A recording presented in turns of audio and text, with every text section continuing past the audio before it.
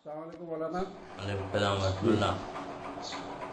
आप यहाँ लखनऊ की जामा मस्जिद में जैसे इमाम हैं, जी तो कितने सालों से हैं?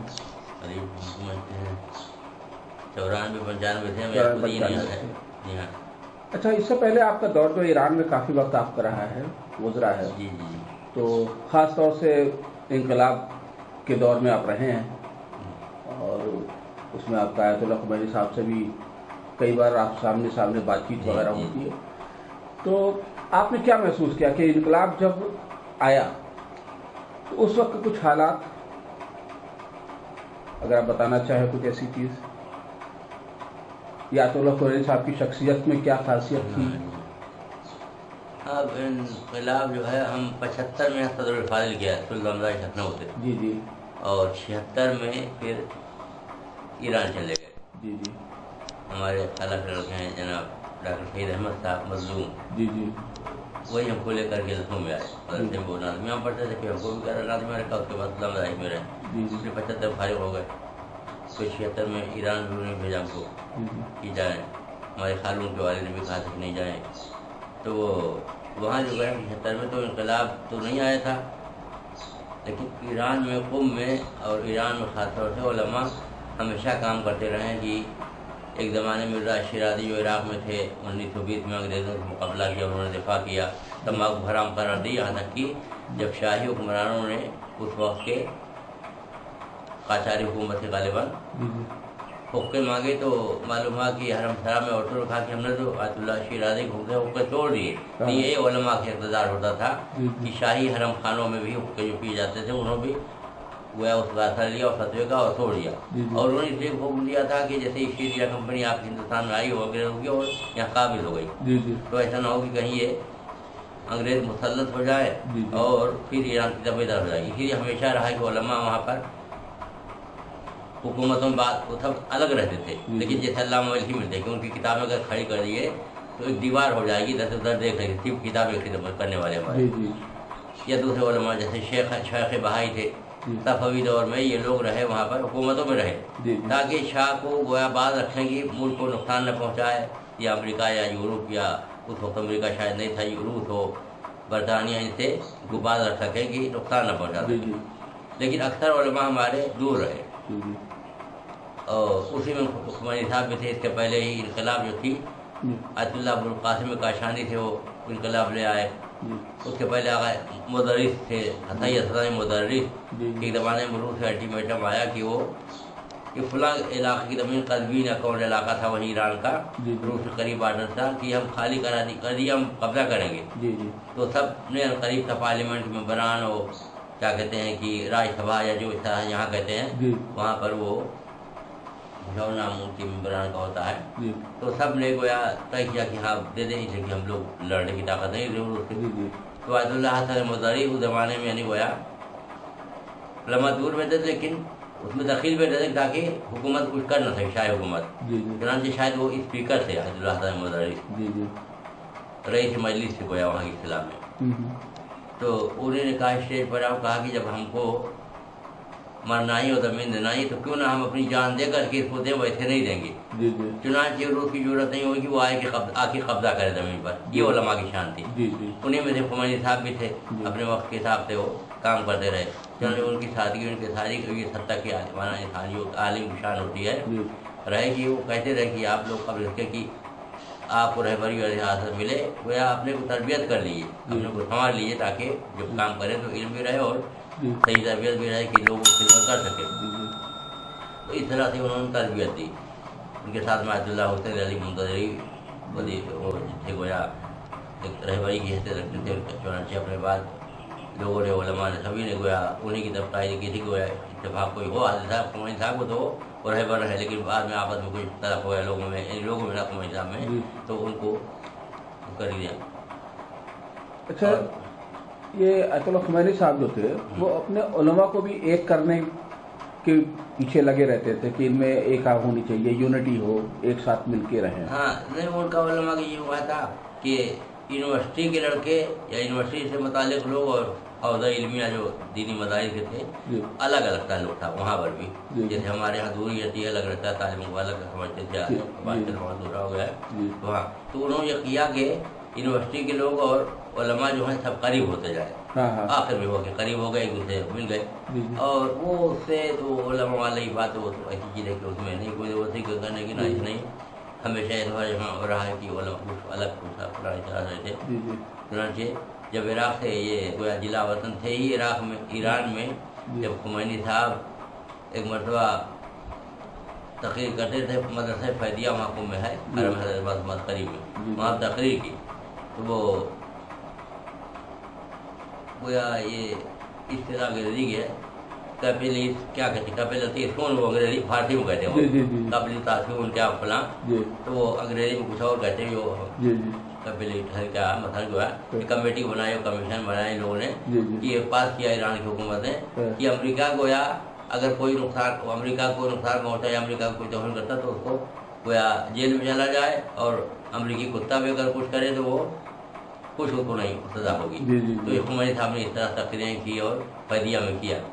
یہ ہوا کہ ایک مذہبی شخص آیا تھا کبھی کچھ گویا کوئی جاسوس حیات حکومت تھا تو انہوں نے تھپڑ کو مارا اور کہا کہ یہ نہیں ہو رہی کہ جو مذہبی علماء کی یا مذہبی لوگوں کی توہین کرے.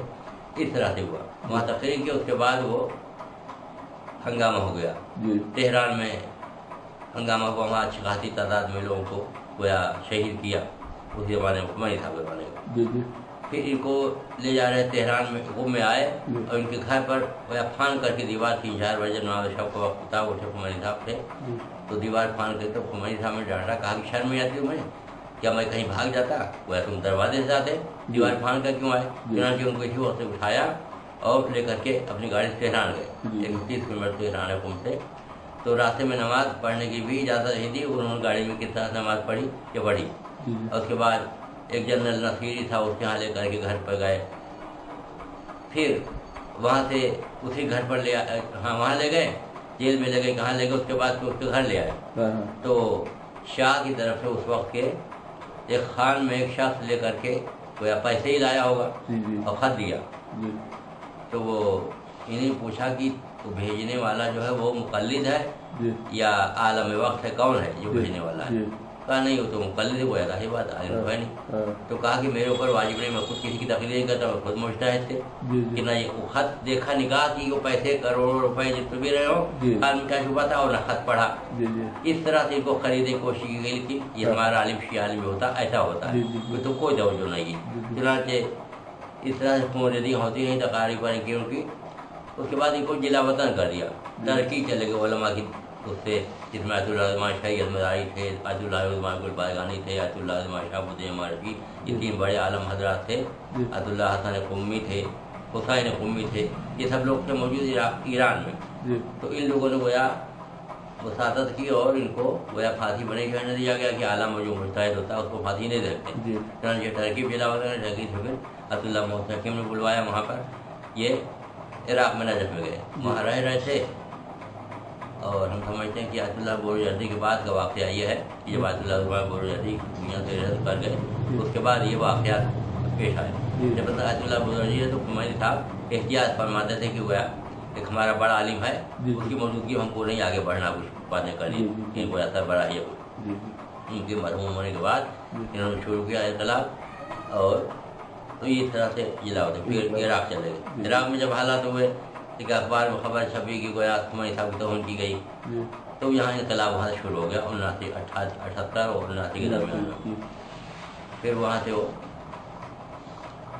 وہاں چلے گئے گویا فران اور کوئی اتوار نے راستہ نہیں دیا. تو خمینی صاحب کے ساتھ یہ تھی کہ ایک مرتبہ کوئی صاحب بیٹھے ہوئے تھے اور خمینی صاحب تربوز کھا رہے تھے. تو انہوں کچھ نے ان سے کہا سامنے والے کہ بسم اللہ تم بھی کھاؤ. یعنی یہ کہ ساری سادگی خمینی صاحب کی تھی اپنے نفس کو مارنے کی کہ ان سے نہیں کہا کھانے کو.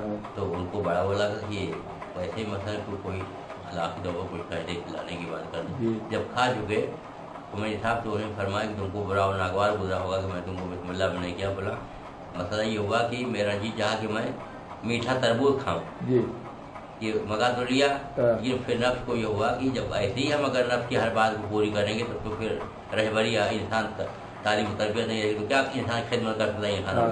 دادا میں نے اس پر نمک چھڑک لیا تھا، اس لیے تم سے نہیں کہا کہ تم کھاؤ. اچھا اچھا.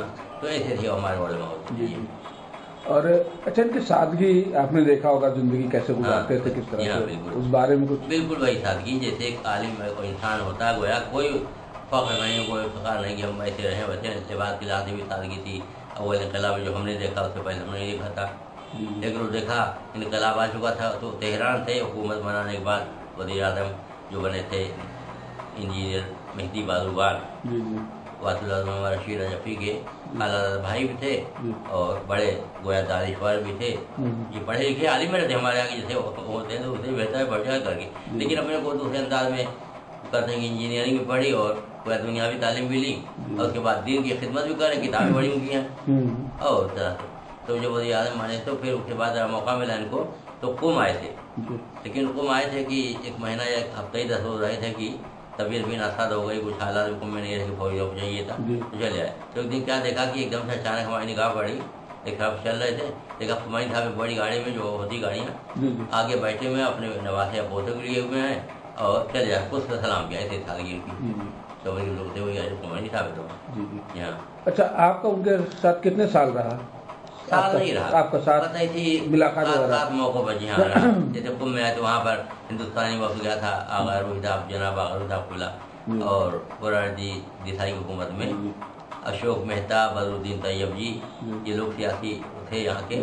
تو یہ لوگ ان کی طرف حکومت کے سے گئے تھے تو ترجمہ اس وقت ہم ہی کر رہے تھے. اور آغا روحتاب کوئی نے کہا، بس کہا کہ یہاں عثمانی حکومت تھی پہلے ٹرکی میں، انگریزوں توڑا، آپ کے ملک میں بھی ملک اچھا، آپ کا ملک ہندوستان میں گویا انسانیت ہے، شرافت ہے، لہٰذا آپ لوگ اس طرح سے آپس مل جل کر کے کوئی ایسا نقصان نہ ہونے پائے، ورنہ وہ جیسے عثمانی حکومت توڑ دیا ہے آپ کے ملک بھی توڑ دیں گے. نصیحت ہی کر دے ہمارے وقت کو، ہندوستانی وقت کو. اچھا، ان کا کوئی ایسا پیغام جو قوم کو اپنی دیتے ہوں، کچھ آپ کو ایسا یاد ہو کہ قوم کو کیا پیغام دیتے تھے کہ بھائی کس طرح سے رہے، کس طرح سے زندگی گزارے؟ ہمیشہ وہ کہتے ہی تھے بھائی یہ حکومت امام زمان کی، ہماری حکومت نہیں ہے، لہٰذا آپ لوگ جو ہے اپنے ایسے رہیے کہ جو سے امام زمان آپ کا خوش ہو. کوئی زیادہ افراد و تفریح نہیں ہونی چاہیے آپ کے رہن سہن میں، رکھ رکھاؤ میں. علماء کو نصیحت کرتے کہ سادگی سے رہیے کہ کوئی انگلی نہ اٹھائے آپ کے اوپر. تو یہ سب سادگی تھی، جیسے خود سادے رہتے تھے دوسروں کو چاہتے تھے کہ سادگی سے رہے، کوئی زیادہ خواہشات نہ رکھے. اچھا، آپ کا ساتھ ایت اللہ خمینی کے علاوہ اور کس کس مجتہد سے تقریب؟ اور عبداللہ شہاب الدین مرشی کی خدمت برابر مہادی ہوتے تھے، زیادہ ان کے ہاتھ بڑھ کے رہے. عبداللہ محمد رضا گلپائگانی یا اس وقت موجود ہے عبداللہ صادق الفانی. اچھا، آپ نے اپنے علم کے ایران میں بھی زندگی گزاری، یہاں بھی آپ زندگی گزارتے ہیں، تو آپ اپنی طرف سے ہماری قوم کے لوگوں کو کوئی پیغام دینا چاہے کہ بھائی کس طرح ہم زندگی گزاریں؟ کیونکہ ہماری تو عادت یہ ہے کہ ہم سنتے بہت کچھ ہیں اور سیکھتے کم ہیں. ہاں، تو بس وہی ہم اپنے ائمہ علماء سے سیکھیں کہ ہمارے ائمہ کیسی زندگی گزاری ہونے جاتے ہیں. ماشاء اللہ مجلسوں کی برکت سے مومنین جانتے بھی ہیں کہ ہمارے ائمہ کی زندگی کیا رہی ہے، اور مومنین ماشاء اللہ سے باخبر ہیں ائمہ اہل بیت علیہ السلام کی ہدایتوں سے، نصیحتوں سے. تو بس وقت یہ ہے کہ دعا کرتے رہیں کہ ہم امام زمان کی گویا پیروی میں رہیں اور ان سے مدد ملتی رہے تو انشاءاللہ مدد ہوگی اور ہدایت ہوتی جائے گی. ہدایت سب سے بڑی اہم جو بھائی وقت دعا کرتا رہے کہ نہیں خدا احمد عالم ہدایت کے راستے پر باقی رکھو، ہدایت کرتا رہے. یہ نہیں کہ ہم ہدایت کے راستے پر ہیں، تمام کمیاں ہمارے اندر اس قابل نہیں کہ ہمارا امام سے مل سکے، لیکن ہم آپ جو ہے ایک دوسرے اگر گفتہ ہو جاتے ہیں حتیٰ اولاد سے تو اسے اس کا منہ نہیں دیکھنا چاہتے، تو وہی ہمارے حرکات پھکنا تو ہمارے امام سے کب ہم کو دیکھنا چاہے گا. تو ایسا کریں کہ ہمارے امام زمان ہم سے خوش ہو جائے. تو یہی سب چیزیں ہیں کہ تو زندگی آدمی کو اس طرح سے. لیکن ایک سوال یہ ہے کہ جیسے ہمارا علم، ہمارے یہاں زیادہ تر بھائی آپ تو عالم ہیں، ہمارے قوم میں بہت علم کی کمی ہے، ہم یہی فیصلہ نہیں کر پا رہے ہیں کہ یہ صحیح ہے کہ کیا غلط ہے. مثلا امر بالمعروف، اب کسی سے کہیے تو کہے گا نہیں تو وہ تو ہمارے لیے نہیں تھا، یہ تو علماء کے لیے ہے. یا محبت سے ایک دوسرے کو توجہ دلاتے ہیں کہ حرام کے مرتکب نہ ہونے پائیں، گناہ سے بچتے رہیں، اور اچھی باتوں کی توجہ دلاتے ہیں. بس یہی شعبہ طریقہ کار. اس لیے کہ زمانہ ایسا ہو گیا ہے کہ حالات کو بہت ہی شیطان ہر طرف سے گھٹا ہوا ہے، سب کو گمراہ کرنے کی کوشش کر رہا ہے. اچھا ہمارے قوم میں یونٹی ایک نہیں ہے، الگ الگ پرچم ہیں، الگ الگ لوگ ہیں، الگ الگ خیالات ہیں، تو شاید اس کا نقصان ہم لوگ کو ہوتا ہے، ہمیں ایسا لگتا ہے کہ اس کا نقصان ہی ہوتا ہے۔ یہ سب چیزیں ہمیشہ سے روز رہی ہیں۔ اچھا جناب عالم کے اولاد کو دیکھیے، بھائی ایک بھائی کو قتل کر کے پہ ہو گیا، تو یہ اسی کی جو ہے نسل ہے، تو یہ سلسلہ رہے گا۔ جی جی جناب آدم کے بھائی بھائی حابل قابل میں ہاں وہی سے چلا سلسلہ، وہی چل رہا کہ وہ آدم کے اولاد تو یہ رہے گا۔ جب شیطان نے کہا کہ میں آگ سے پیدا ہوں، یہ مٹی سے پستہ ہے، فلاں ہے، تو یہ سلسلہ رہے گا، کم زیادہ رہتا ہے۔ بس یہ کہ آدمی خود سمجھ کر کے اپنے کو بچاتے ہوئے کوئی دین کے راستے پر ہے اور ماں خدا کی خوشنودی حاصل ہے، روح کی خوشنودی حاصل ہے، اس طرح چلتا ہے تو انشاءاللہ کامیاب رہے گا۔ اور جہاں دنیا اس کی حوث میں آئے تو یقیناً ناکام ہو جائے گا۔ اور اگر اپنے کو بچا گیا وہ قناعت سے، وہ کفایت سے اور سلیقے سے رہتا کہ ہم رسول امام زمان کی پیروی کر رہے ہیں کہ نہیں کر رہے ہیں، تو یقین انشاءاللہ کامیاب رہے گا، خدا مدد کرے گا اس کی۔